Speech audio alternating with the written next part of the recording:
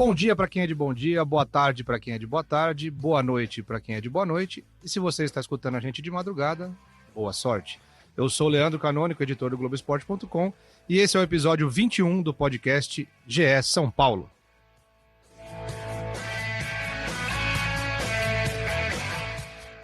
E hoje sem narração, sem áudio, sem nada, porque temos um convidado muito especial aqui. Ele que é criador de um dos programas de maior sucesso do rádio brasileiro, há 20 anos no ar, Sombra, do Estádio 97. Seja bem-vindo. Opa, obrigado, bom dia, boa tarde, boa noite ou boa sorte pro pessoal da madrugada. Obrigado pelo convite. Obrigado, Sombra, obrigado pela presença. E ao meu lado aqui, como sempre, eu gosto sempre de dizer, nossa escalação titular, Eduardo Rodrigues e Marcelo Razan, com o Leon pela ponta direita, nosso produtor e editor aqui dos podcasts. Fala, Leandroca, uma honra sempre estar aqui, ainda mais hoje com Sombra. Seja bem-vindo, que o nosso podcast 21 seja mais um daqueles para a torcida São Paulina se empolgar ou não se empolgar. Vamos debater aí. Fala, Edu, Leandroca, Leon, uma honra também ter o Sombra aqui com a gente. O pessoal já tá na expectativa porque esse podcast promete. Promete e promete muito. Sombra, obviamente viu o jogo no sábado, 1-1 com o Santos. Sofreu muito? Ah, cara, sabe essa coisa de sofrer pelo São Paulo, sofrer com São Paulo, eu acho que ela vem diminuindo um pouco. Você fala, é até uma coisa contraditória, né? Porque o São Paulo vai apanhando. Mas acho que quando o São Paulo começou anos atrás, a sempre brigar para não cair, ali eu tava sofrendo muito mais. Acho que, sabe quando você tem uma hora que você já fica castigado de um jeito, que você fala assim, tá... Você sofre, mas tá bom, vai. Já não é mais novidade sofrer com o São Paulo, né? Então você começa a sofrer um pouco menos, começa a virar uma realidade, né? Eu tenho um amigo, eu sempre falo desse amigo aqui, ele ia pra um bar ver o jogo sábado, e ele falou, não, cara, não vou mais, desistiu. Ficou com as filhas em casa. Por que ele desistiu? Falou, não, desistiu, falou, não, eu não vou, porque no primeiro tempo já vai estar uns 4-0 pro Santos e tal. E depois ele me ligou e falou, cara, me surpreendi, devia ter ido tomar uma cervejinha, porque depois reagiu no segundo tempo, foi bem. Razan, você que tava lá, o São Paulo do segundo tempo, dá pro torcedor acreditar? É como a gente sempre fala, a montanha-russa do São Paulo não é um time confiável, então você nunca sabe o que vem pela frente, e esse é o maior problema do time sob o comando do Diniz, essa oscilação, e é o que os jogadores têm falado que é preciso combater. O São Paulo não consegue ter uma regularidade, dentro do mesmo jogo, inclusive.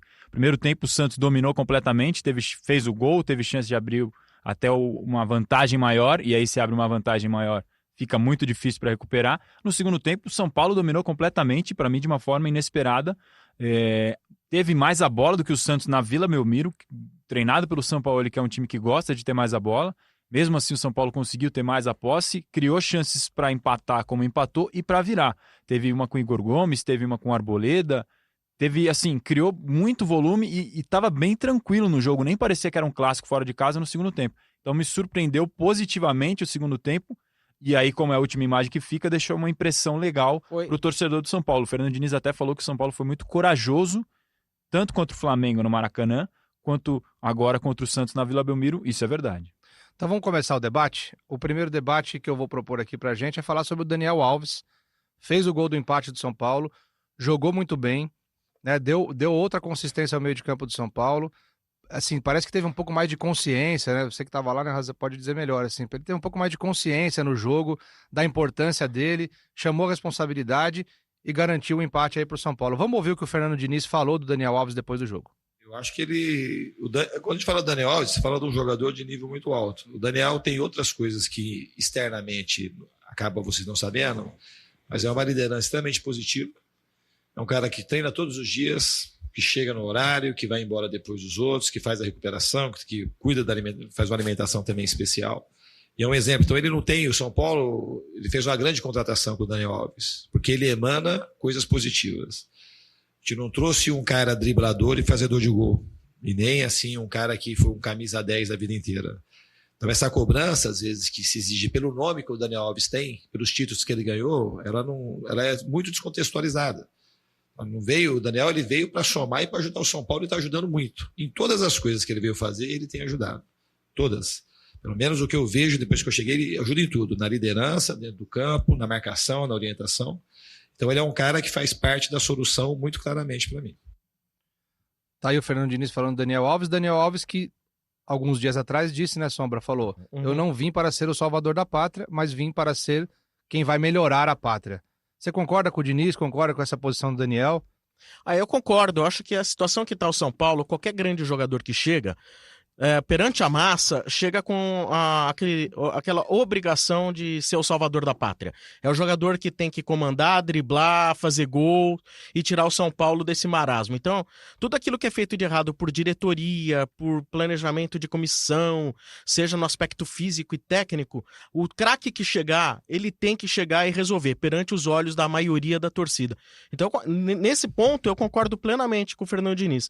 Acho que o Daniel Alves é importante sim para o São Paulo. Acho injusto.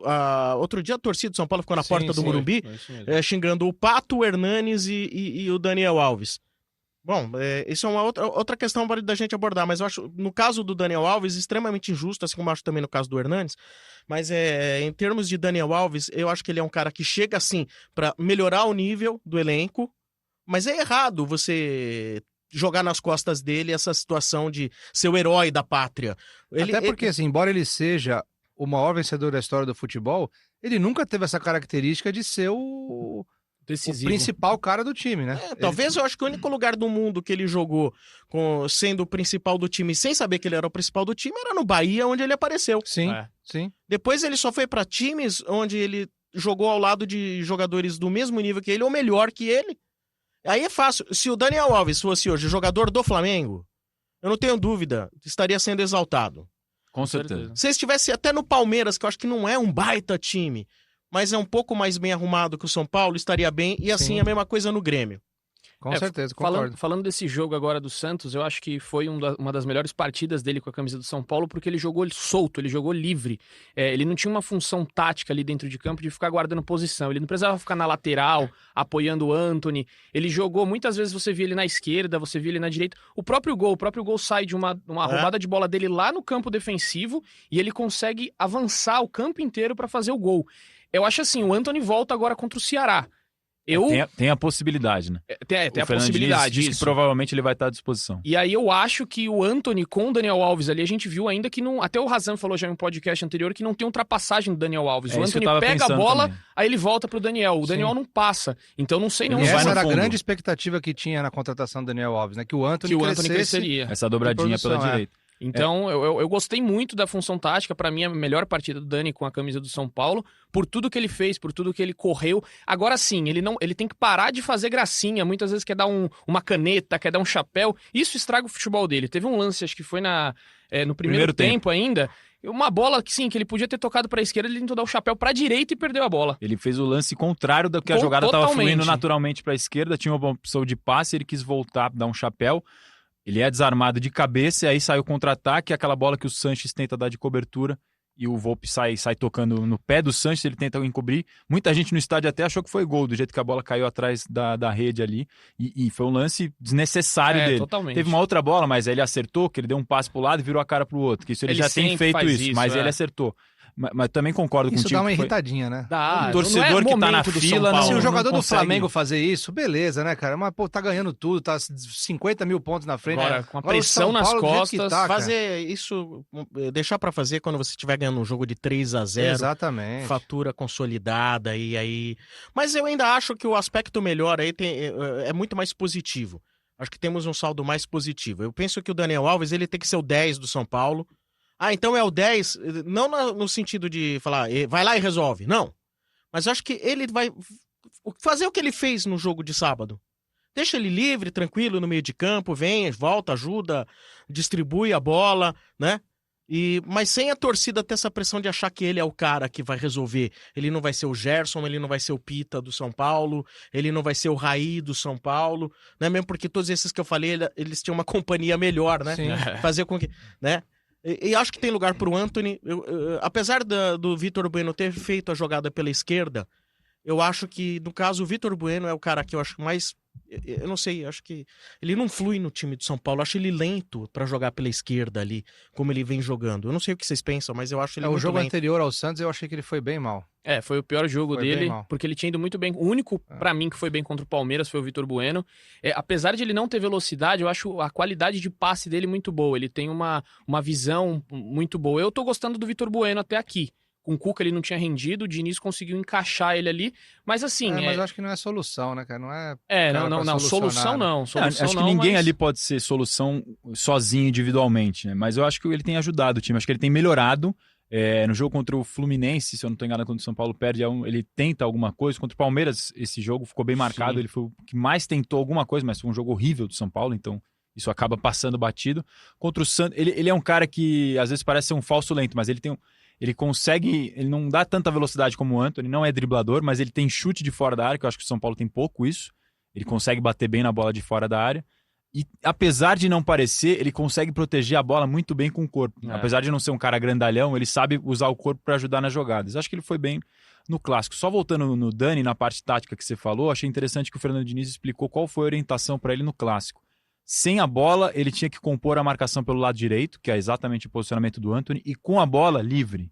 Podia flutuar por trás dos volantes do Santos, seja pela direita, seja pelo meio, seja pela esquerda, que é justamente o que a gente está falando, dele jogando mais solto e como ele realmente mais rendeu. Ele não só faz o gol, como ele desarma o lançamento do Vitor Ferraz, toca para o Pablo e sai correndo disparada no canto da tela aqui, você nem percebe ele entrando na defesa do Santos. Eu estava até falando, Razan, com o Sombra, antes de a gente começar a gravar, de como eu achei bacana o Daniel Alves no lance do gol, que ele vê a oportunidade que ele vai ficar livre ali, ele vem lá de trás com a mão levantada avisando. Ele percebe o espaço. Quanto tempo a gente não via isso no São Paulo?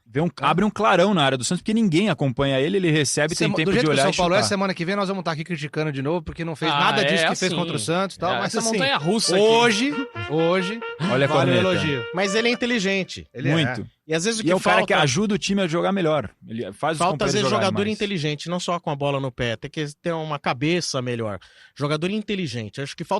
O Miller era um jogador muito inteligente. Sim. O Miller era o tipo de jogador extremamente inteligente, né? Então acho que isso falta um pouquinho hoje também. O Miller, talvez, se ele tivesse tido um pouco mais de cabeça, mais centrado, não inteligência fora do campo, ele teria sido um dos melhores do mundo na época dele. Ele teve uma concorrência muito forte na época, mas ele teria sido um jogador muito maior do que ele foi. Se a gente transportasse o Miller, aquele Miller do São Paulo, para o tempo presente, hoje ele não teria como jogar em equipe menor do que Real e Barcelona. Exatamente. Não concordo. teria. O nível dele era tão alto, mas tão alto, ia ser disputado por Manchester, né? Você vê, hoje no Manchester joga o Gabriel Jesus. Mas não tem comparação. Não tem. Não dá pra comparar o Miller com o Jesus. Não dá. Não e é o camisa 9 da seleção brasileira. Exato. É impressionante. É impressionante mesmo. Perdeu o pênalti contra a Argentina. E o Miller tem na carreira dele o mais belo gol sem querer da história do mundo. Que é contra o Milan na final do Mundial. É verdade. Foi de bunda ou de calcanhar? Foi de tudo. Ele olhava assim, pra onde que foi a bola? Pra onde foi a bola? Tava dentro do gol. Dentro do gol. Gol de título, pô. Muito importante. E o Dani ainda no segundo tempo, ele cruza uma bola que o Bruno Alves desvia de cabeça e o Igor Gomes quase faz o segundo gol do São Paulo já no finalzinho do clássico. Então essa bola parada dele também tem sido boa, seja no escanteio, seja em falta. Ele já é o segundo gol dele, a terceira assistência, ele tá com 3 assistências e 2 gols, mais ou menos na média do que ele já vinha fazendo na carreira dele pelos outros clubes, seja por Sevilha, Barcelona, Juventus, PSG. Essa era a média mais ou menos de gols e assistência dele nesse número de jogos. Aproveitando esse gancho, Razan, o Daniel Alves quase completou um turno sem gol. Né? Ele fez o gol dele na estreia contra o Ceará, o próximo adversário é o Ceará, e quem no sábado completou um turno sem gol? Alexandre Pato, nosso debate de agora, nosso tema de agora. Vamos ouvir o que o Diniz falou do Pato e a gente vai debater sobre o Pato aqui. O Pato, ele conseguiu jogar, se esforçou, e eu achei que o melhor formato para o time agora é sem ele, mas é um grande jogador que tem, de fato, as passagens pela Europa, é um talento muito grande. Nesse momento, eu coloco a melhor equipe para jogar e faço as alterações conforme eu acho que vai melhorar para o time aumentar a chance de vencer. Então, esse é o contexto que o Pato está inserido. Roleta russa agora. Eu não sei o que o Eduardo queria falar. Ele pediu a palavra, perguntou se o microfone estava fechado. Edu, com você, pode falar. Agora, já que, na verdade, eu não queria falar nada, só queria... Mas já que você só levantou a bola, só uma coisinha. eu queria falar que os seus links de ligar um assunto no outro é maravilhoso. Eu só queria te dar os mais parabéns. uma puxação aqui. Não, porque ó, ele chegou e falou, Daniel Alves ficaria um turno e quem ficou um turno. Parabéns, Leandroca. Eu tô cumprimentando. Ninguém tá vendo aqui, mas estamos dando as mãos. Não é à toa que o cara é apresentador, né? Exatamente. E outra coisa, eu tô sentindo que essa semana vai ser boa pra gente, Edu. Olha aí. Mesmo. Tô concordando com você, cara. Vai ser uma semana positiva, semana de feriado. Tamo junto, cara. É isso isso aí. Então, já que você deu a palavra para mim falar sobre o Pato. O Pato, o Diniz tentou colocá-lo como centroavante, na ausência do Pablo, na ausência do Raniel, e a gente via claramente, a gente já debateu várias vezes aqui no podcast, que não dá pro Pato ser centroavante. Você até falou, o Pato tem que jogar onde colocar, porque ele é um jogador alto nível. Hoje, na verdade, não dá pro Pato ser titular, Não né? dá pra ele jogar em lugar nenhum, fato. Então, eu acho que, assim, ele perdeu totalmente... Só um momento aqui, Desculpa. Ninguém tá vendo, mas eu preciso falar, né? E vamos vocês lá. criam a imagem na sua cabeça. O Leão acabou de pegar uma água fresca e dá pro Sombra. Tem sombra e água fresca. Meu Deus! Ele tava aguardando. Ele tava essa desde antes do esperando, programa. meu Ele não Deus aguenta. do Meu céu. Deus, que vergonha. Você, ouvinte, desculpa por isso, tá? Pode continuar, Eduardo. Então vamos lá. O Pato, eu acho que o ano dele já encerrou o ano do Pato, ele vai ter que fazer uma pré-temporada boa. O São Paulo provavelmente vai pra Cotia, lá no seu retiro. Na sua área, né? Na minha área, lá em Cotia. Considero na isso minha um grande cidade. acerto já pra 2020. Ficar em Cotia. E eu acho que o Pato precisa entrar na realidade. Ele é muito fora da realidade, ele não. Parece que ele não sabe o que tá acontecendo. O São Paulo ali, pra ele tá em segundo colocado, ele não tá na realidade da coisa. Pode subir a corneta, porque. Não, mas essa eu merece. já fiz um texto. Aliás, quando for, o debate agora é Pato, pode deixar essa corneta ligada. Vai até o fim. Mas eu acho que ele pode render muito bem ainda como um segundo atacante. O melhor jogo do Pato no ano foi contra o Goiás e contra o Santos. Lá atrás, segunda rodada, Sim. foi o jogo que ele jogou com o Toró. O Toró centroavante. Serra Dourada, né? No Serra Dourada. O centroavante foi o Toró e o Pato jogou como um segundo atacante atrás do Toró. Eu acho que ali ele rende. Pela ponta, não dá mais. O Pato já não é o jogador jovem de Milan, de Inter, não dá mais. Já teve lesões, não pode jogar. De centroavante já viu que também não dá. Então, a área dele vai ser ali num segundo volante. Eu acho que o Diniz, como gosta muito, já falou que o Pato é jogador de Copa do Mundo, pode achar uma posição pra jogar junto com o Pablo. Eu acho que não vejo problema, mas pra 2020, 2019 do Pato foi catastrófico. Sombra, eu reparei na hora que você falou no debate anterior, você falou as vaias contra o Daniel Alves foram injustas, você citou 3 jogadores, você citou Daniel Alves, Hernanes e Pato. E você falou que elas eram injustas contra o Daniel Alves e contra o Hernanes. Reparei que você não citou o Pato. As críticas ao Pato são justas? Eu acho que são totalmente justas, cara, porque assim, eu entendo, assim como o Eduardo falou, fez uma grande partida contra o Goiás, onde ele jogou fazendo mais ou menos o que o Daniel Alves fez no jogo contra o Santos agora. Exatamente. Ou seja, o Pato, para funcionar, primeiro ele tem que querer funcionar, tá? Aí vamos lá, supondo que ele queira funcionar, ele só vai funcionar naquela função de ponta de lança que chamava-se no futebol antigo. É aquele meio atacante que joga atrás do centroavante e à frente dos volantes e armadores, né? Só que essa função hoje, ela já tá com o Daniel Alves. Então, nesse time, taticamente, eu não vejo como encaixar o Daniel Alves e o Pato. Principalmente porque, apesar do Daniel Alves ser o jogador de São Paulo que mais corre, o maior trecho muito. percorre em campo, né? Eu vi aí que 2 jogos atrás, ele, mesmo quando o São Paulo foi mal, ele percorreu mais de 10 quilômetros em campo, o que é um número muito bacana para o jogador aí de 35, 36 anos de idade. Mas se a gente falar de Daniel Alves e Pato no momento defensivo, aí a gente pode criar um problema tendo os dois jogando, né? Porque o Pato, como disse o Eduardo, ele não tem como ser ponta, não tem velocidade para ser ponta. Ele não tem corpo e nem e jeito para ser centroavante de área. Não vai fazer o pivô. Não vai. Então ele tem que ser o famoso segundo atacante que nem joga pelas pontas. Segundo atacante que joga atrás do centroavante. Mas para isso ele precisa querer. Para isso ele precisa querer. Ele precisa ter muita vontade. E isso que a gente não vê no Pato. Eu acho que ele pensa o seguinte, eu tenho lugar no time. E qualquer treinador que vai passar lá, ele no começo vai tentar achar o lugar para ele não vai corresponder, e aí vai sempre provar que não tem lugar no time. Mas ele vai ficar com a ideia, não, eu sou bom e eu tenho lugar para atuar. Eu não preciso ser esse jogador meio campista total que o futebol exige. Ele é um jogador que ele tem uma mentalidade que acha que ele se basta pela técnica dele. No ano passado passou um jogador pelo São Paulo, o Valdívia. Qualidade técnica não tem comparação com o Pato. O Pato é infinitamente superior ao Valdívia. Mas o Pato, para mim, se assemelha ao Valdívia numa coisa que eu escutei o ano passado lá, não sei se o Razan lembra de ter escutado isso nos bastidores do São Paulo. O Valdívia não se incomodava com a reserva. Para ele tava bom ali. Entendeu? Ele tava treinando, recebendo em dia, entendeu? Tendo a melhor estrutura para treinar, mantendo a forma. Para ele não se incomodava. Eu tenho a impressão que o Pato não se incomoda com a reserva. Entendeu? É pra ele sair do campo, se ele não entrou, sabe? Dá uma de Nenê, igual o Nenê deu quando ficou na reserva, sabe? Sim. Sai xingando, sai sem falar com ninguém, vai embora antes de todo mundo, sabe? Mostra que tem sangue na veia. Mas o Pato não faz isso. Não faz isso. Ele sempre tá tudo bem, tá tudo bem, tamo vendo, vamos. Sabe? Ele não tem essa característica. E aí, assim, eu acho que isso prejudica muito ele de buscar um lugar no time. O São Paulo precisa de um jogador assim, precisa de caras de personalidade, entendeu? Pra chamar a responsabilidade e brigar. Outro dia, quem que passou na zona mista? Igor Gomes, Antony, só a molecada. O Volpe, que nunca deixa de falar. Esse podcast aqui é fã do Volpe. Considero o Volpe talvez o maior jogador do São Paulo na temporada. O São Paulo vai ter que ver aí como fazer para contratá-lo. É a prioridade para 2020. Inclusive, talvez até nem traga muito reforço.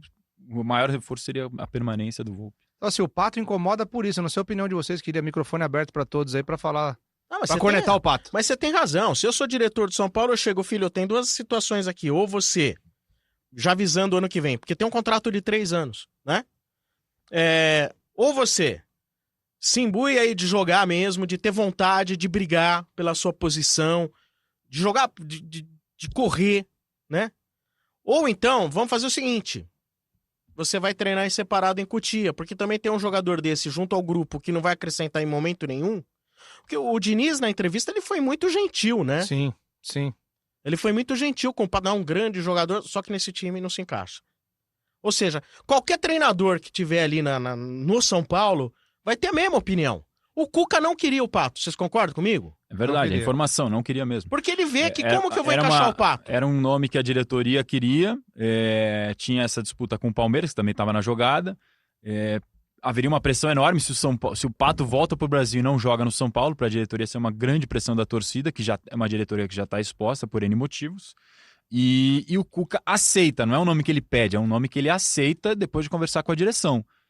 E aí ele mesmo já esperava que o Pato não chegaria e jogaria, porque ele vinha da China, um calendário diferente, teve lesão durante esse tempo também, provavelmente pela readaptação ao futebol brasileiro. Tem todas essas questões, mas de verdade, o Cuca não queria a contratação, não foi um pedido do Cuca, ele aceitou, é diferente. Por exemplo, do Fernando Diniz, que acho que se fosse perguntado, falaria, nossa, quero... Não que o Cuca não quisesse, ele aceitou, mas o Fernando Diniz até seria talvez capaz de pedir a contratação, é uma relação diferente. Mas o Diniz fala que ele é genial, que ele poderia ter ido para a 3ª Copa do Mundo, mas volta a dizer que nesse momento, para a configuração do time, não está encaixando o Pato, e ele não vem entrando nos últimos 4 jogos, ele entrou só em um, se eu não estou enganado de cabeça, isso. E assim, o Diniz em alguns jogos chegou a fazer 3 substituições e não usou o Pato. Contra o Santos até não fez a 3ª, não quis fazer, fez a 2ª com 44 e o Pato segue no banco. São 2 casos nesse ano de jogadores que voltaram para o São Paulo com excelentes lembranças da torcida. Foi o Pato, né? O Pato jogou muito em 2014 e em 2015. Né? Pô, em 2014 tinha o Kaká, o São Paulo foi vice-campeão brasileiro. O último momento bom do São Paulo em termos de protagonismo no elenco. Sim, com certeza concordo. Nomes fortes, né? E tem um outro caso que é o Hernanes, né? Que foi bicampeão brasileiro, voltou para salvar o São Paulo do rebaixamento e agora voltou. Mas o Hernanes é diferente.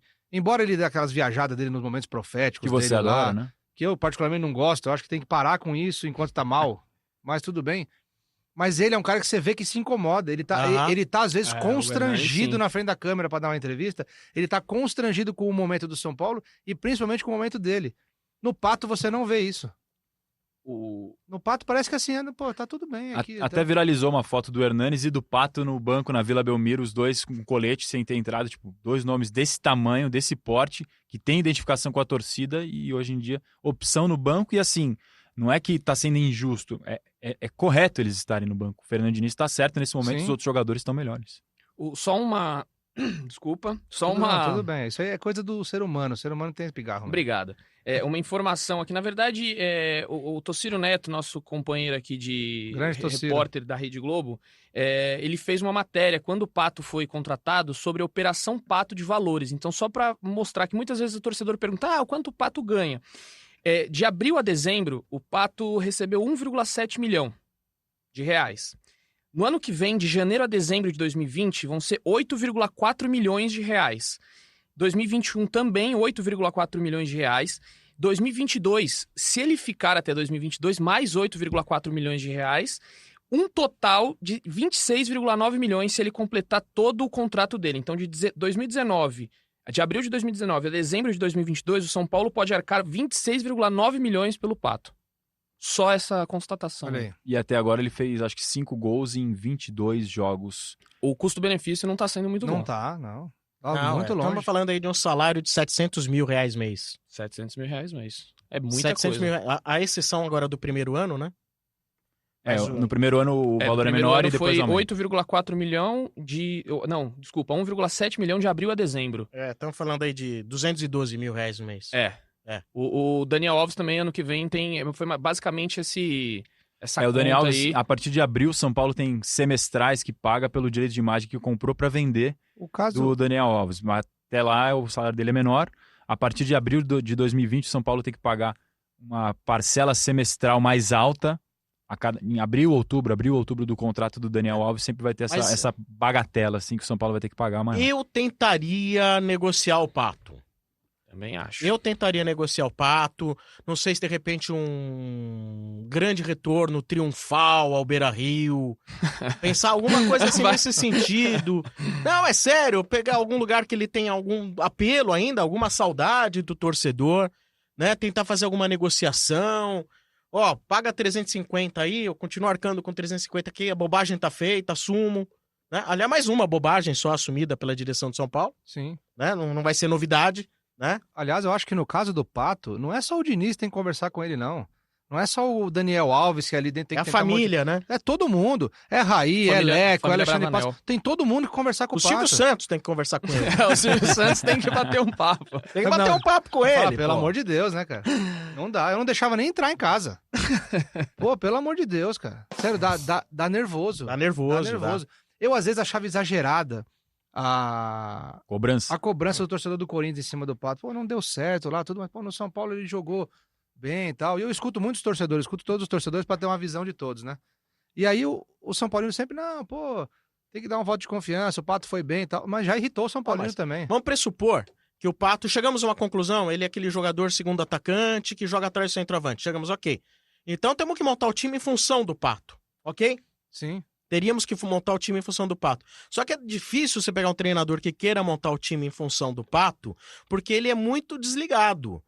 Você vai pensar, eu vou montar o time em função do Daniel Alves. Tá valendo, porque o cara se dedica, tem técnica, né? Como vocês já disseram, chega antes de todo mundo, sai depois de todo mundo. Agora, o Pato é um cara que ele é sangue de barata, não tá nem aí. Então como que você vai montar um time em função do jogador desse? Não tem como. Apesar de tudo isso, como tecnicamente é um jogador muito acima da média, é um investimento, como o Edu falou, alto, né? Até 2022, eu acho que ainda dá pra tentar esperar pro ano que vem. Nesse ano eu já não acredito que nem tem mais tempo, né? Pra ele se recuperar. Esse ano acabou. Eu acho que com uma nova temporada, um treinador, foi o 4º treinador do São Paulo no ano também, né? São Paulo mudando de treinador toda hora. Se mantiver o Fernando Diniz, é tudo na base do si, porque não tem como saber. O contrato dele é CLT, não tem multa, ele pode sair a qualquer momento.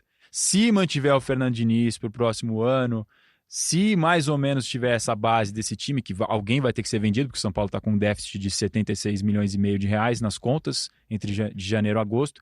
Então algum garoto provavelmente, não sei se Lisieiro ou Antony, alguém vai ter que ser vendido para fechar as contas. Se mantiver essa base com o Fernando Diniz, eu acho que ainda dá para dar uma chance a mais para o Pato, porque como todo mundo sabe, é um jogador que tecnicamente entrega.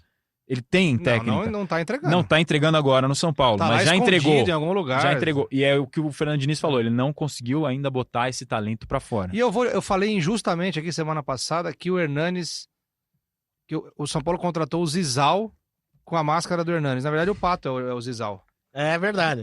Agora, você falou do Hernanes, coitado do Hernanes, cara. Você vê assim... Não sei se a sua próxima pauta aqui dentro do podcast é o Hernanes ou não. É dinâmica, aqui é o podcast é dinâmico aqui. Mas vai. O Hernanes, cara, você vê que ele briga contra ele mesmo, né? Infelizmente, eu acho que chegou a nova realidade na vida do Hernanes. É tipo, olha, esses 2 anos que você teve afastado daqui foram terríveis. A idade chegou. Para uns a idade chega mais tarde, para outros a idade chega mais cedo. Porque, infelizmente, fazendo uma analogia, dá a impressão que ele joga de calça jeans molhada. Tem a mesma impressão. E ele não consegue mais ter o desenvolver, comando das ações direito. Exato. A cabeça dele pensa, o corpo não faz, né? Eu acho que talvez falte para muito... ele, e isso é uma coisa que até o Diniz, que é psicólogo, pode ajudar. Eu não sei da vida pessoal do Hernani, se de repente, assim, porque eu faço terapia, eu sou terapeutizado, cara, eu acho ótimo isso, cara, melhora muito a vida das pessoas, cara. Claro. Eu acho que terapia devia ser programa do governo para todo mundo devia ser terapia, que o Brasil seria melhor se todo mundo fosse Ainda terapeutizado. mais na atualidade. Com exatamente. certeza, mas com certeza. Então, assim, cara, o Hernani, acho que ele tem que entender de que, assim, a situação dele mudou. Ele não é mais aquele, acho que ele tá com dificuldade de entender isso. Então, ele pode, de repente, fazer quem tá do lado dele jogar melhor. Se readaptar, né, à Né? realidade Eu acho que dele. essa readaptação poderia ser importante para ele. Olha, eu vou me conscientizar de que eu não consigo mais ter aqueles arranques, aquelas pedaladas, mas eu vou fazer quem tá do meu lado jogar melhor. Que é o que o Daniel Alves faz bem. O Miller, quando ele viu que ele estava mais velho, e que o Miller nasceu como era um absurdo, ele era o Bolt do futebol brasileiro. O Miller tinha uma arrancada impegável, né, em 84, 85, quando surgiu. Aí que no fim dos anos 90, quando ele já não tinha mais velocidade, ele passou o cara que recebia e lançava, recebia e botava alguém em condições. Acho que essa é a nova realidade do Hernanes. Sim, com De certeza. receber, lançar, receber e botar alguém em condição. E bater uma falta quando tiver uma bola parada, porque ele tem Sim. essa qualidade. E o São Paulo realmente não tá tendo esse jogador que bate falta bem. O último jogo que ele foi muito bem foi contra o Flamengo, no Maracanã. Ele correu muito Concordo, e ele jogou pro time. Se predispôs a jogar coletivamente, atrás da linha da bola, marcando, e foi bem. Ele foi muito bem nesse ele jogo. se encaixou no coletivo, né? Exato, e é o Exatamente. que tem que acontecer. O Não vai Hernanes ser mais aquele jogador que colocava a bola embaixo do braço em vai ser 2017 jogador e do jogo decidiu o contra o jogo. Botafogo no Engenhão. Exato. Esquece. E deve aquilo ser lá. difícil para um cara que sempre foi protagonista, que sempre decidiu, ele vê que ele não consegue mais decidir. Por isso que eu falo, ele às vezes, não sei se o Sombra concorda, ele parece constrangido em ter que se explicar. É até triste. Agora, como fica essa equação pro treinador? Fala assim, não, agora eu preciso achar um lugar pro Hernanes nesse perfil de não carrega mais a bola, de um Pato que precisa ver quanto ele tem interesse em correr. É difícil a equação pro treinador. Bem né? difícil. Não tem lugar no time titular Pra todo pros mundo não três dá. nesse momento técnico que eles vivem. E os garotos também estão pedindo passagem, né? O Sim, Antony vem bem, sim. apesar das críticas da torcida, ele vem bem, vencendo. Com o Fernando Diniz, é um dos jogadores mais decisivos do São Paulo nesses O últimos Antony jogos. não se omite. Ele vai pra Ele cima, pode ele errar tenta na a jogada, ele pode ter um Sim. chute ainda que não é muito bom, mas ele não se omite. Ele chama a bola, ele procura, volta pra marcar. Sim, sim. Até Só que a torcida tem mania de pegar no pé do jogador errado. Da molecada. É, sempre isso é assim. verdade. Contra o Atlético Paranaense, ele chamou a responsabilidade, foi pra cima, chutou, mas a finalização dele ainda é um É, problema. O Atlético Paranaense, o jogo contra o Fluminense foi horroroso. Não, péssimo. Mas contra o Atlético Paranaense foi uma fatalidade, cara. Sim. O Volpe errar. Assim, e é um jogo que não dá nem pra torcida, porque é o melhor jogador do ano falhando, e ele nunca falha, assim, ele falha muito pouco, ele falhou ali, e ali foi uma fatalidade. Aproveitando aqui, o Razan tinha jogado um gancho ali, mas eu não consegui pegar, mas agora vamos pro último tema, antes da surpresa aqui do nosso podcast. Vamos pro último tema rapidinho. O que o torcedor do São Paulo pode esperar? Sombra, Edu, Razan, vaga direta na fase de grupos da Libertadores ou mais uma pré-Libertadores?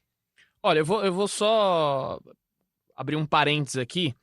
No podcast passado, eu falei de algumas pessoas aqui da Rede Globo que têm uma afeição muito grande pelo Diniz, que é o Felipe Diniz, repórter. Não é filho dele. Não, é filho dele, e o Vitor Pozella, produtor da Rede Globo.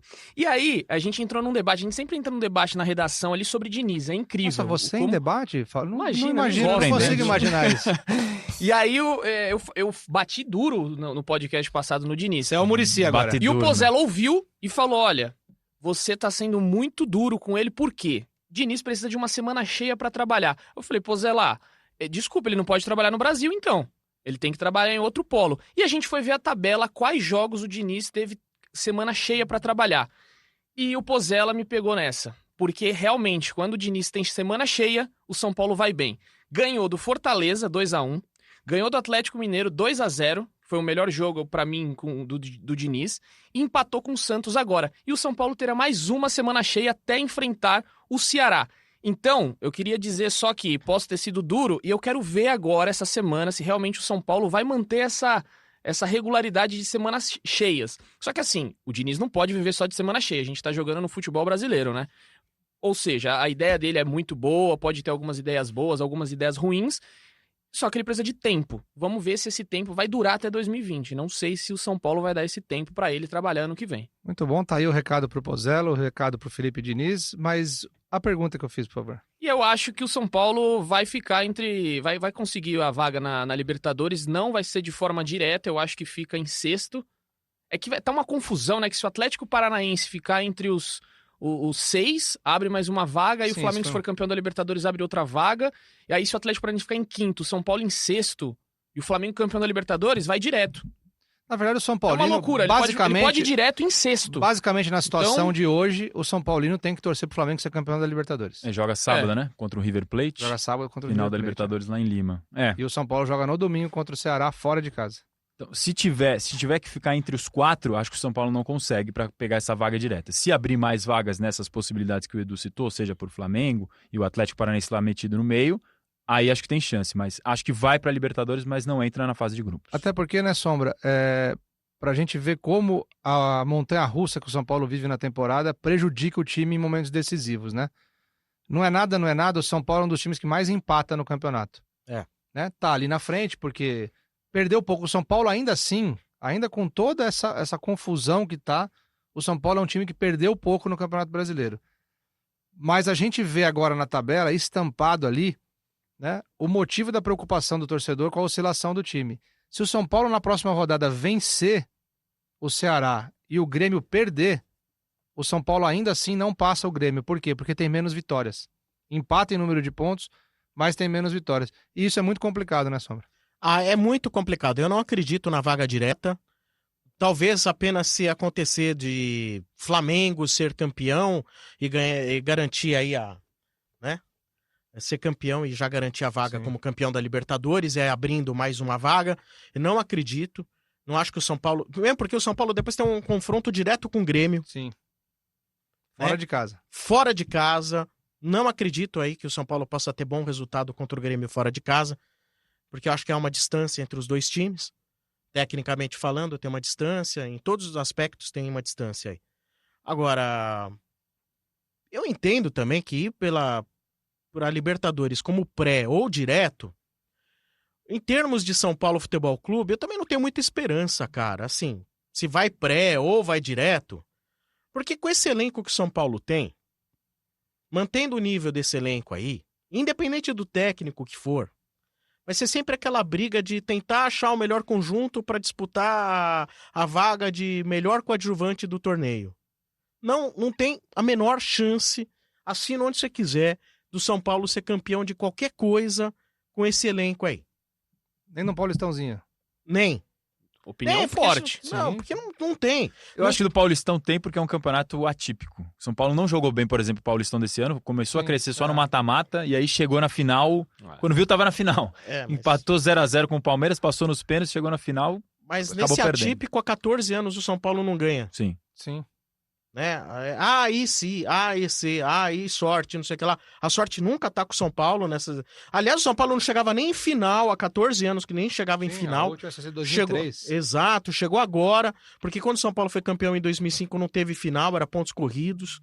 Então o São Paulo nem de em qualquer final, chegava. a última tinha sido 2012 na Sul-Americana, que foi o jogo que nem terminou, não teve 90 minutos. Então eu não vejo o elenco do São Paulo com protagonistas, não vejo o elenco do São Paulo com jogadores de personalidade, não vejo. E pra mim, time que ganha título, seja no formato Copa ou pontos corridos, você tem que ter qualidade técnica, conjunto e, acima de tudo, jogadores com protagonismo, personalidade e futebol. Esse ponto que o Sombra tocou é um ponto citado, inclusive, no bastidor do São Paulo, sobre o perfil do elenco. Embora tenha jogadores de liderança, tem jogadores com perfil de liderança, Thiago Volpe, Dani Alves, Hernanes, Pablo... Tem vários jogadores com perfil de liderança, mas há já uma crítica no bastidor do São Paulo desse perfil de ter que mudar, de ter, justamente o que você falou, mais personalidade. Existe essa crítica no bastidor do São Paulo. Não sei se vai ser uma mudança para o ano que vem, porque o São Paulo dificilmente vai ter grana para investir numa grande reformulação. Acho que não vai Mas ter. também o bastidor aí tá meio ruim, né? Porque muita coisa que eles falam no bastidor eles não conseguem resolver, né?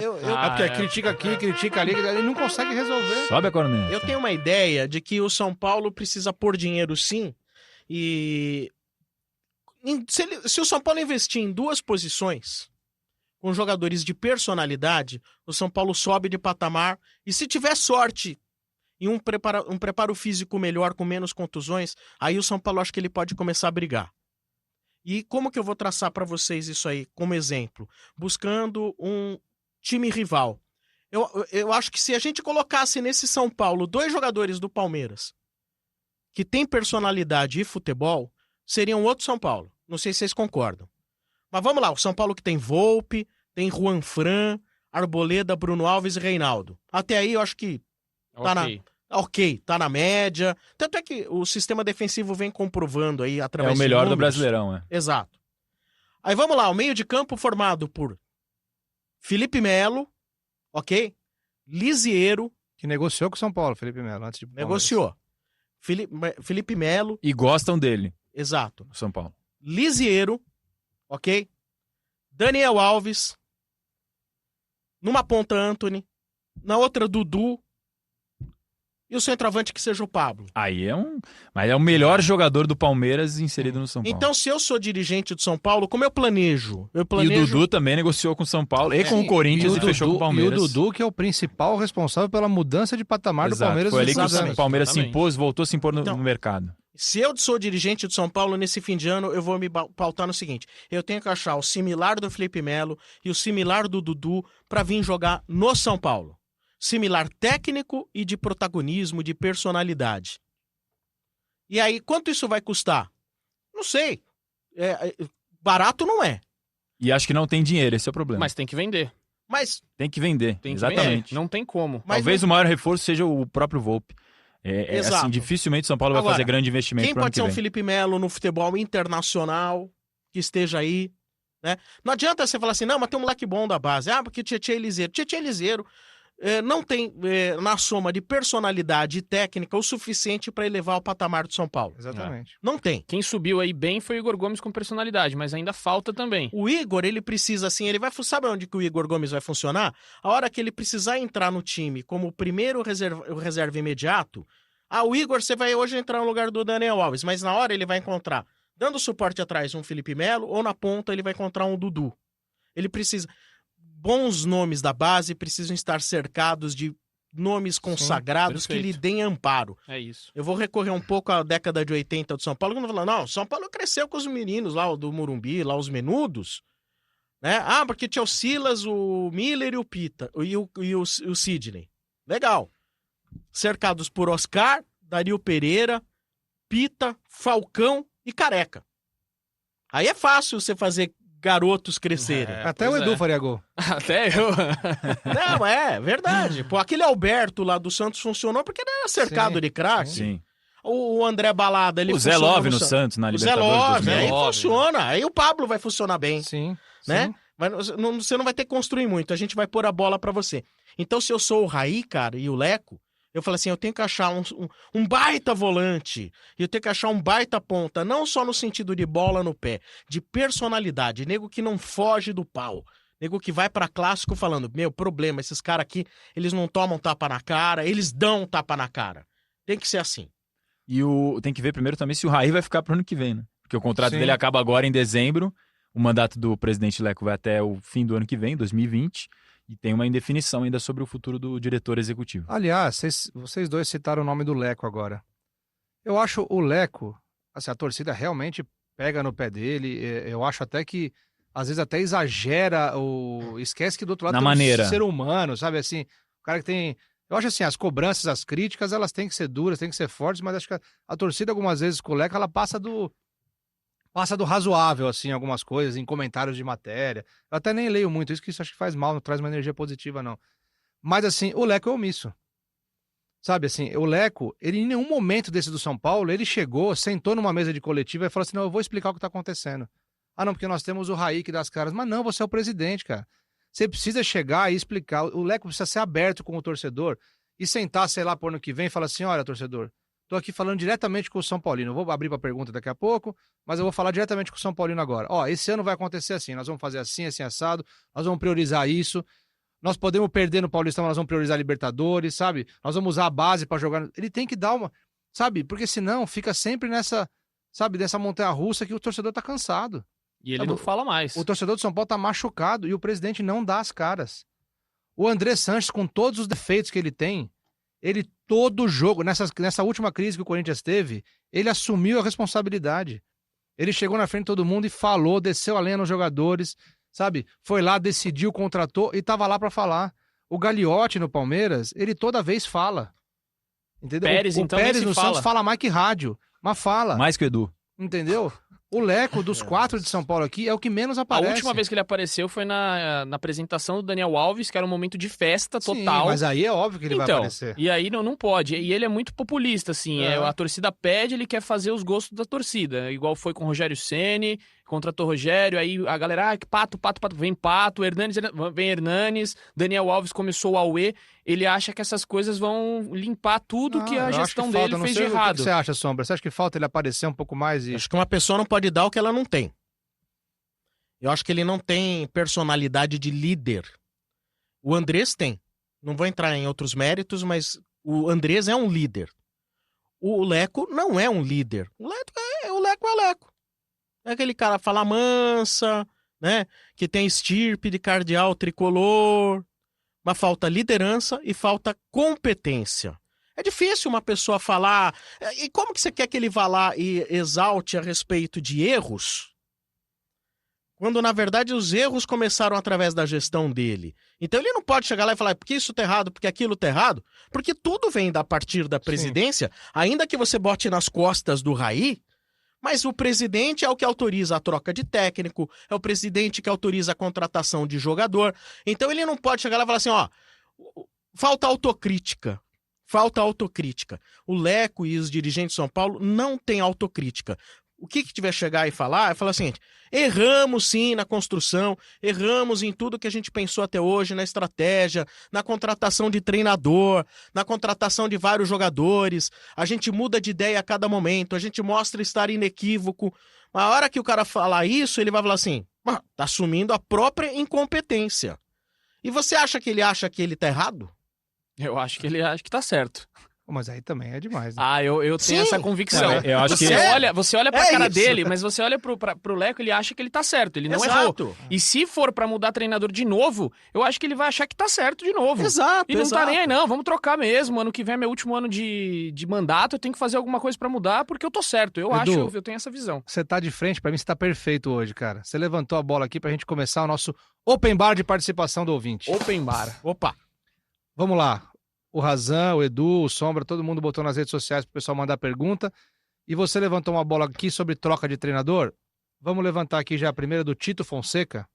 Ele mandou assim, na opinião de vocês, o São Paulo deveria manter o Diniz para 2020 ou seria um Jardine 2.0? Eu manteria. Não dá para comparar com o Jardine. O Fernando Diniz já tem uma carreira um pouquinho mais consolidada, pegou um time de baixo, que era o Audax, foi vice-campeão paulista, já pegou o Atlético Paranaense, né, cara? Fluminense.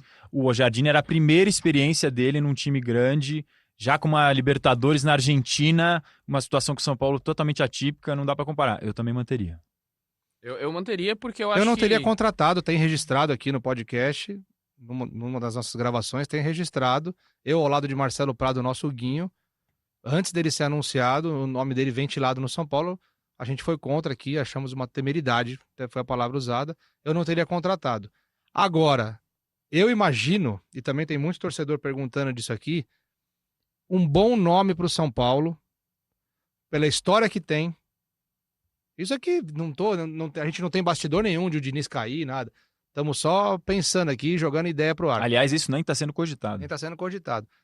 Mas um nome que, pela história que tem, principalmente pela personalidade que tem, que eu acho que encaixaria bem no São Paulo nesse momento, Vanderlei Luxemburgo. Leandroca, eu olhei pro Razan, eu já sabia. Antecipou. Eu já sabia o que você ia falar. Eu falo na redação, eu tenho, minha vida é um livro aberto, cara. Eu quero ouvir primeiro Sombra sobre o Diniz e depois sobre o Luxemburgo.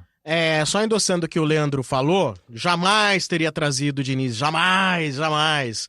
Um dos piores currículos do futebol brasileiro não pode ser treinador do São Paulo Futebol Clube. Agora, eu entendo também que é o seguinte, como a direção é omissa, como a direção é fraca, me levando a um pouco a ver uma semelhança entre as direções que o Santos teve há um tempo atrás. Não sei se vocês lembram aí de 2000, na primeira década dos anos 2000, o Vanderlei ele chegava no Santos para chegar e comandar. Sim, era mais do que um treinador. Era mais que um treinador.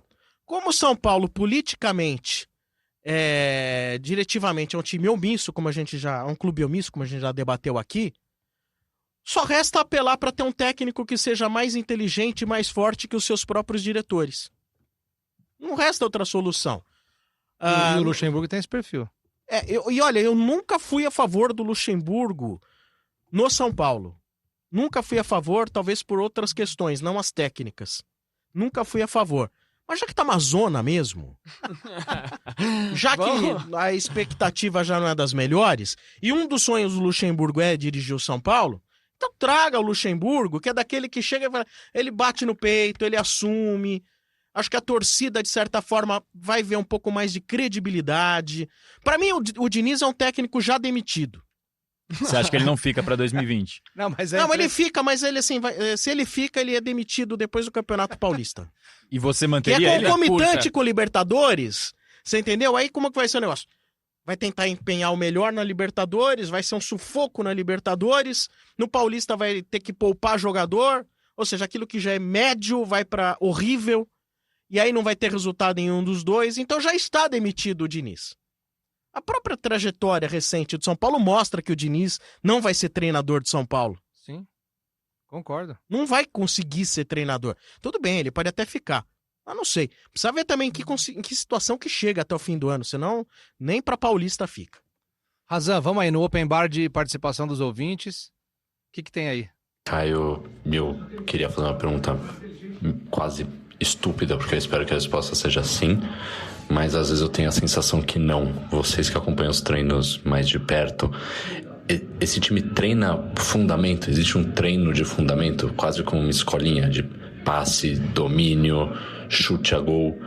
Porque às vezes eu tenho a sensação que é isso que falta, sabe? O básico bem feito, feijão com arroz direito, passes idiotas, conclusões sem nenhum nexo, e eu acho que isso é o que deveria ser mais treinado, em não jogada ensaiada, não linha de impedimento. Eu acho que um time sem fundamento não adianta você ir para o segundo passo.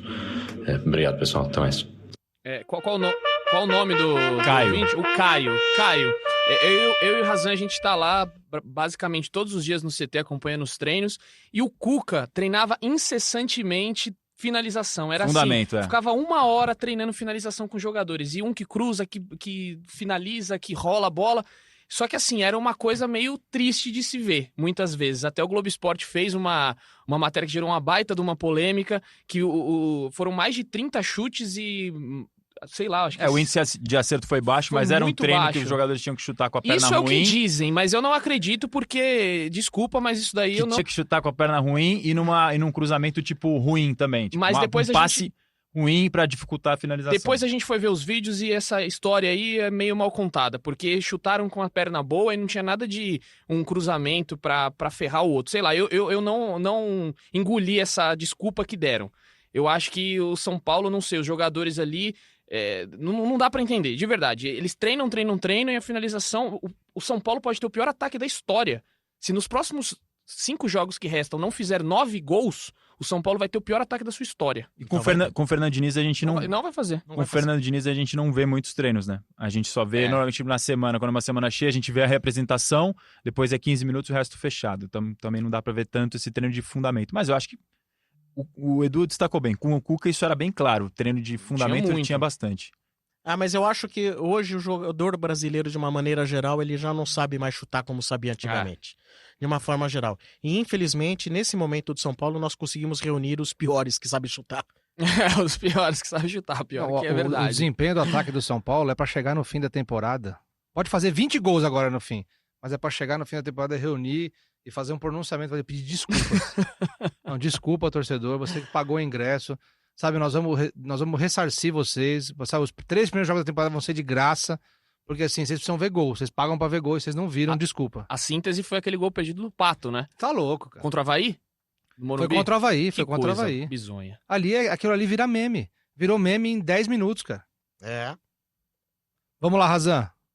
Open Bar de perguntas. Fala, Marcelo, Sombra. Boa noite aí, madrugada de segunda-feira. Que é o Rodrigo de Ribeirão Preto. Pergunta que não quer calar.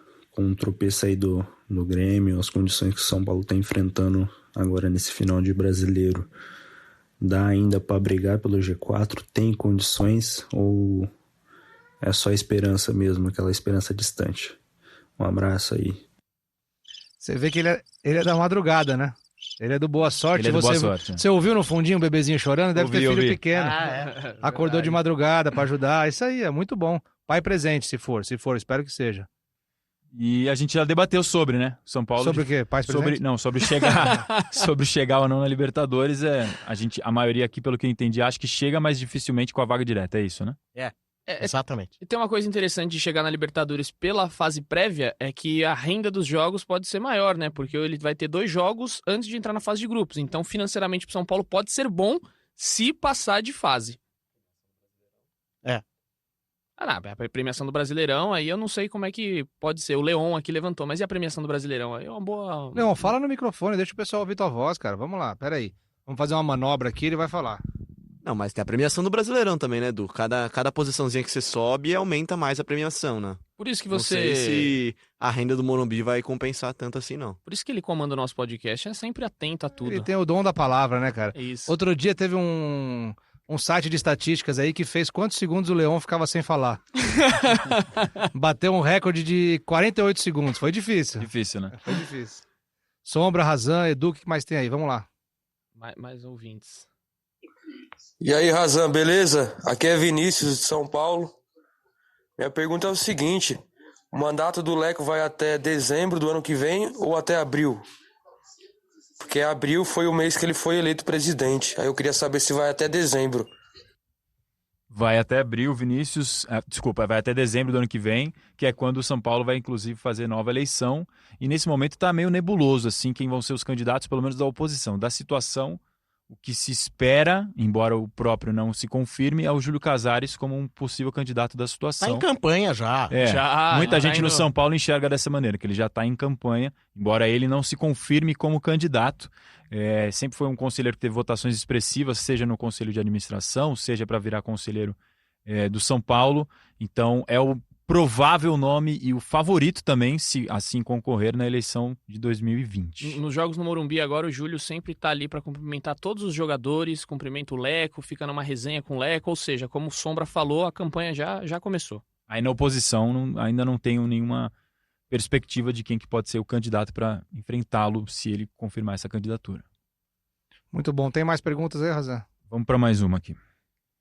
Você tá bombando nas redes sociais, né, cara? O Razan é o... Quantos seguidores você tá já, Razan? Seguimores? Quantos seguidores? Se juntar em Twitter e Instagram, no dá Twitter, 70 mil. 53, acho. 53 mil no Twitter? E no Instagram? 13 mil. Vamos subir isso aí até o final do ano. É muito arrasta aí, né? Vamos arrastar mais um. Bora lá. Fala, Razan, beleza? Boa noite. Aqui é o Léo, da Zona Sul. São Paulo, Capão Redondo, próximo do Capão. Queria saber, cara, como o Jusilei virou titular nesse time, sendo que as características dele, apesar de saber tocar bem a bola, não casam muito com o sistema do Diniz, que é a transição rápida e tal. Ele cadencia muito o jogo, e para marcar ali também, sem condições. Queria que vocês falassem um pouco sobre isso. O que aconteceu para o Jusilei virar titular? Se foi a diretoria que tá tentando fazer ele jogar a bola para vender ele ou para emprestar, o que foi? O que pode ter acontecido? Valeu, mano. Um abraço. Sombra, é com você, Sombra. Talvez haja motivações técnicas internas, táticas que o Diniz tenha e enxergue a possibilidade do Jusilei jogar, né? Isso vai muito de entender aquilo que o Fernando Diniz pensa pro elenco em sistema tático, né? Mas, infelizmente, o Jusilei vem errando muito, né? Passes errados, né? Isso aí também não colabora. E talvez também, olha, eu não sei até que ponto que talvez... Será que o problema foi o Jusilei ou o problema foi o Tietê? Sabe por quê? O Tietê, em tese, tem que ser o segundo volante que avança, que ajuda a elaborar jogadas de ataque. E quando o Tietê passou a ser volante e o Liseiro entrou para fazer a função que o Tietê estava fazendo, o São Paulo elevou de nível. Então você associa a presença do Jusilei ao 1-0 no placar para o Santos, né? E um mau desempenho no primeiro tempo. Então não sei se no segundo tempo mudaria muito, tendo o Jusilei ou o Tietê fazendo a cabeça de área. Não sei se mudaria muito. O Jusilei, ele tem uma característica que o Diniz gosta, que é uma inversão de bola muito boa. Eles brincam lá, até nos bastidores ali do São Paulo, que ele é o cara que consegue dar aquela... Fatiada. Uma fatiada muito boa, e isso quebra linhas, que é o E que o o Jusilei Diniz gosta. até chora pra virar uma bola, ele fala. Até chora pra virar uma bola, é o bordão dele, né? Então ali, chama o time adversário pro seu campo. O time adversário vai vir, se você dá uma quebrada de bola pra inverter o jogo, você já quebrou 2 linhas ali. Ele tinha muito essa jogada com o Marcos Guilherme no São Paulo. Em Isso. 2017 era uma jogada muito forte do São Paulo. Sempre que ele dominava, quando tocava pro Jusilei, o Marcos Guilherme já disparava.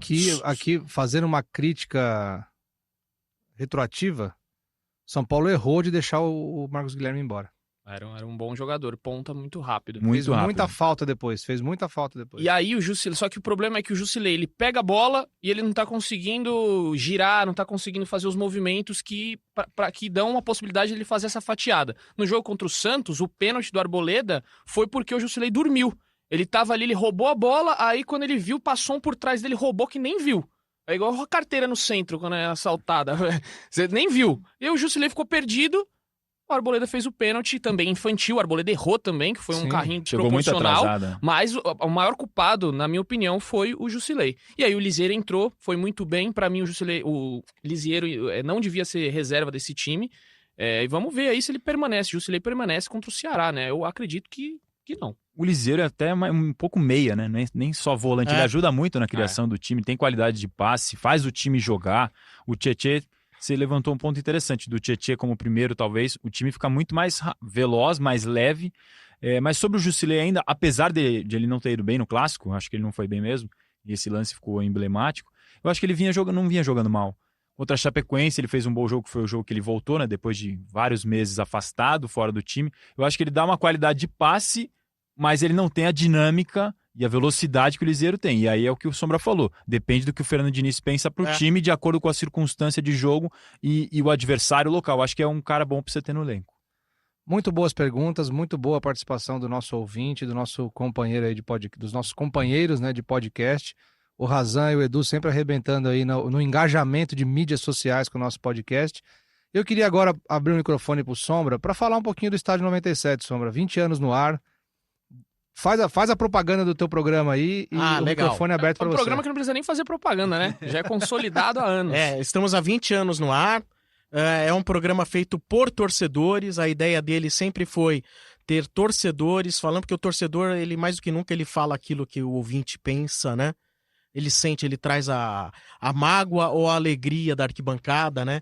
Então, sempre desde a essência, quando a gente montou o programa em 99, a ideia era que fosse formado por torcedores dos 4 grandes clubes de São Paulo, e na época também com o torcedor da Portuguesa, né? Quando a Portuguesa ainda tinha uma consideração, de pelo menos meio time grande, vai. Aquela pizza brotinho, vai. O resto da pizza grande, vai ter aquela brotinho ali, bacana e tal. Mas hoje, infelizmente... Aquela que vem de brinde, né? Exato. Aquele refri de brinde. E então a gente lá na 97, aliás, dizendo, né? O Estádio 97 é um programa da Rádio Energia 97. Em São Paulo, na Grande São Paulo, 97,7. Quem quiser acompanhar em qualquer lugar do planeta, através do aplicativo Energia 97 FM. Quiser assistir também o nosso programa através do youtube.com/Energia 97. E nas mídias sociais, Energia 97 FM. Todo mundo vai achar. Muito bom. Palmas para o Sombra aqui, né? Valeu, galera. Obrigado.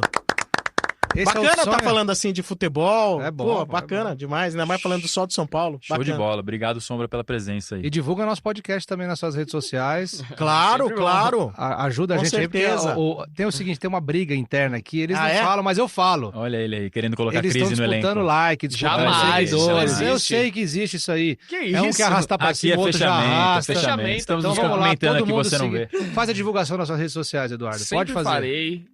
Só o Edu vai fazer, que você já tá com muito seguidor, Razan. Só o Edu vai fazer hoje. Jamais, isso daqui é uma família, nós somos uma família. Família de setoristas aqui. @ER Oliveira _. Aí, mas dificulta, cara. Olha como são as coisas. Eu vou te dar um toque agora. Olha assim, aí. O Marcelo Razan. Marcelo Underline Razan. Pronto, Marcelo Underline Razan. Razan, me fala quantos Razans tem no mundo. Oliveira, Underline, a pessoa já desiste, quantos já complicou Razans, demais, né? Quantos sobrenomes Razans tem no mundo e quantos Rodrigues tem no mundo? Só pra você entender. Cara, mas você tem que ser mais direto, cara. Sei lá, Edu fala muito, alguma coisa assim. Edu uma coisinha. ER, Oliveira. Né? Pô, aí o cara já desiste, eu não vou nem anotar, velho. É um monte de consoante. Tudo. Não dá, velho. Mas fez aí, ER, Oliveira, Underline. Oliveira, Underline. Muito bom. Já dá suas considerações finais. Queria agradecer a presença do Sombra, muito obrigado, enriqueceu o nosso debate, mais um debate de alto nível, e temos aí mais uma semana de muito trabalho, você pode acompanhar tudo no Globoesporte.com, que a gente vai informar, trazer novidades aí do Tricolor. Brigadão mais uma vez, Leandroca, por essa participação. Razan. Valeu, Sombra, muito obrigado pela presença. Nada. Edu, Leandroca. São Paulo folga nessa segunda-feira, se apresenta na terça. Não vai ter o Pablo suspenso contra o Ceará, levou o 3º cartão amarelo. Fica a dúvida aí quem que vai entrar no lugar dele, se é o Raniel, se é o Toró, se é o próprio Pato na função de centroavante, se o Diniz vai mudar o esquema. Vamos aguardar, um abraço. E no comando das nossas picapes aqui, ele sempre muito ligado. Hoje ele tá sendo torturado aqui no Para ele tempo do participar programa. do podcast aqui, sem poder falar, deve ser muito difícil, cara. Porque ele se coça para falar aqui, então vamos abrir o microfone pro Leon se despedir hoje. Ele que é no comando das picapes e agora com sonoplastia. Vamos lá, Leon, dá o seu adeus aí. Cara, obrigado pela participação aí. É sempre um prazer fazer parte da família GE São Paulo. Tamo junto, Sombra. Obrigado mais uma vez. O programa foi agradeço. Muito obrigado a vocês. Muito bacana. Muito bacana mesmo de te ter aqui. Enriqueceu. O torcedor gostou. Né? A gente teve um engajamento muito legal nas redes sociais. Assim, quando quiser eu volto, não tem problema. Pela sua presença. Show de bola. E assim, eu não vou falar pra você voltar quando o São Paulo for campeão, porque talvez você não volte tão cedo. Mas assim, eu espero que o São Paulo também... Se o negócio volta quando for campeão, é tipo, puta, não agradou. Então assim, volta quando você tiver coisa pra falar, fala, meu, tá livre aqui, vamos aí, vamos participar. Aqui não tem cerimônia. Eu queria apenas fazer uma menção honrosa aqui ao Rodrigo, o Drigo SPFC, que assim que saiu o gol do Santos no fim de semana, eu tava de folga e aí chegou uma notificação pra mim. Ele falou assim: o Leandro Canônico já pode mudar a vinheta do podcast para bom dia pra quem é de bom dia, boa tarde pra quem é de boa tarde, boa noite pra quem é de boa noite e pra você que é torcedor do São Paulo, boa sorte. Foi bem demais. Eu gostei, achei bacana. Obrigado, Rodrigo, pelo carinho. E sorte, na verdade, é ter esses companheiros aqui todos juntos, ter a possibilidade de ter o Sombra aqui, ter o Leão no comando das nossas picapes e ter a oportunidade de estar fazendo esse podcast para vocês. Eu sou o Leandro Canônico, editor do Globoesporte.com. Essa foi a edição 21 do podcast GE São Paulo. E lembrando a todos, vocês podem ouvir em globoesporte.com/podcasts, nas plataformas da Apple, Google, Pocket Cast e Spotify. E nas redes sociais do Marcelo Razan, do ERWXY Oliveira e do Sombra. Tamo ligado, semana que vem tem mais. São Paulo enfrenta o Ceará no fim de semana. Boa sorte ao elenco tricolor e ficamos por aqui. Um beijo no coração e um abraço na alma de cada um de vocês.